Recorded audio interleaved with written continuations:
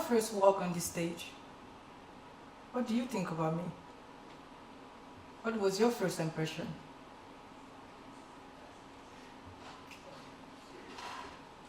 I'm here to tell you that I am a dreamer. I was born in the Republic of Guinea, West Africa, where an average person lives under $1.25 a day. I grew up in a country where we struggle to make a living, and only few women own businesses. Both of my parents are very well educated. My father is a politician, my mother an entrepreneur.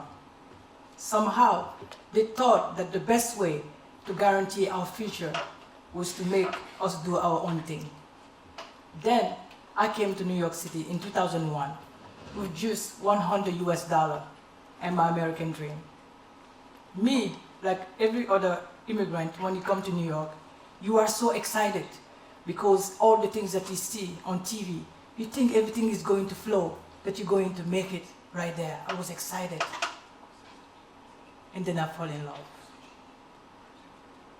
My husband was totally different from who I am. He was a white American. At first, everything was so beautiful, so wonderful. I started working in the fashion industry as a fashion model.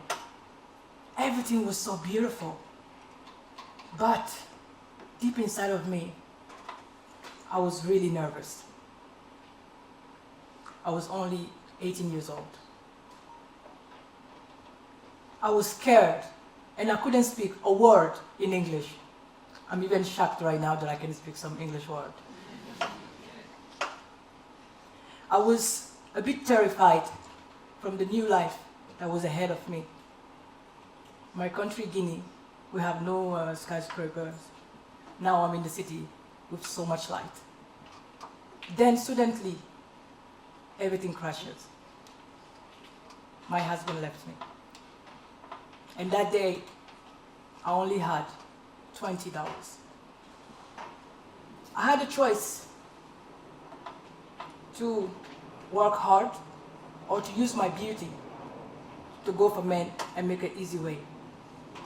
I walked that day in the park and I sat down. Today it's easy to tell you this story, but that day I was broken. I was crying. And I was asking God, why me? Why did you bring me to this country to suffer? Why am I here now? I'm not able to pay my bills. I knew that the way I was raised, that I can never call back my mom and dad to tell them to give me something. I knew that I had to do this by myself. Suddenly, I guess God answered me. My phone rang, and it was a friend of mine who said someone was looking for somebody to work. Even though I was broken and hurt, I took the courage to go and start working. I was a stylist in the store on Madison Avenue. I had to work with all that pain that was in me. Every time a client will leave the store, I will go in the bathroom and cry and wash my tears again and come back in that same room. I learned right there that I needed to build my own character. You know, many people at that point, they want to give up. They want to do something easy. I didn't want to do that. I came from a strong woman background. I came from a mother who raised us, who built her own businesses. She's one of the first women entrepreneurs in our country. I just couldn't let that go. I continued my journey, and I fell in love with makeup. I know it's a lot of young people here today, and sometimes when you have a dream, when you're growing up, you have so much things that you want to explore, and sometimes people may tell you, you do too many things. Why you want to do all these things? I wanted to discover what I love. I didn't want to follow what people was telling me to do. Somehow, I was always judged.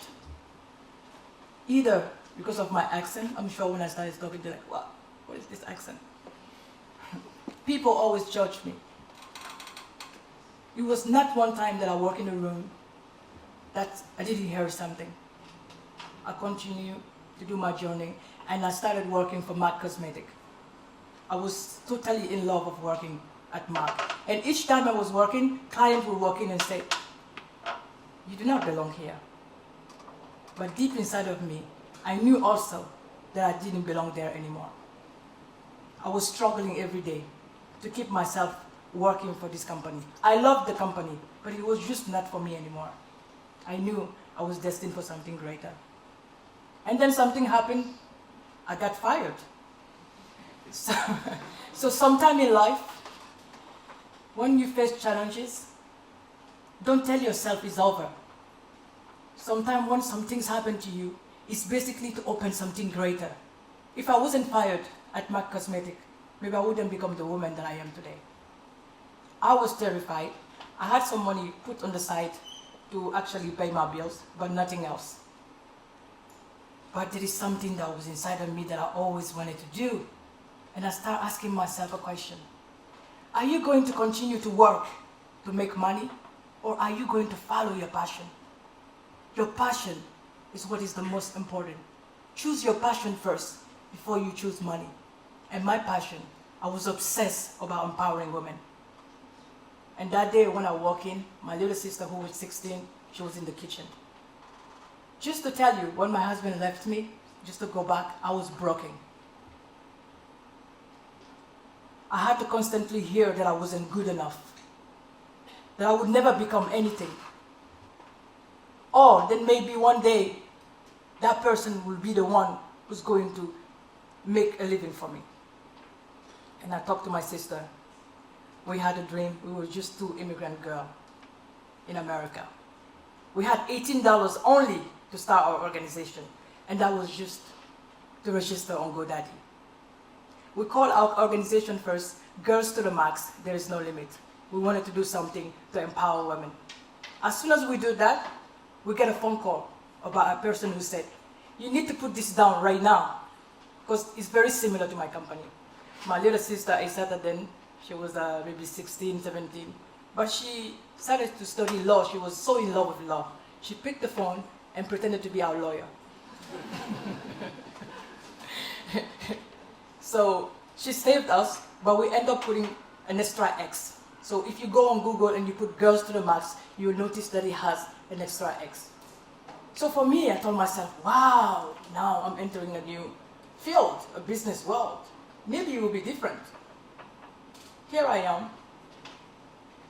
I had to face something else. Now, people find me too ambitious. And also, they didn't think that I fit in. Imagine dressed like this at the UN. Or dressed like this in a very corporate room where people come and look at you and say, okay, what she's doing here? You know, everybody's wearing suit and I'm here like this. But I refuse to change myself. To me, a true person is somebody who sticks to who they are. It's not because of this that I don't have something here. So they judged me, but it didn't bother me.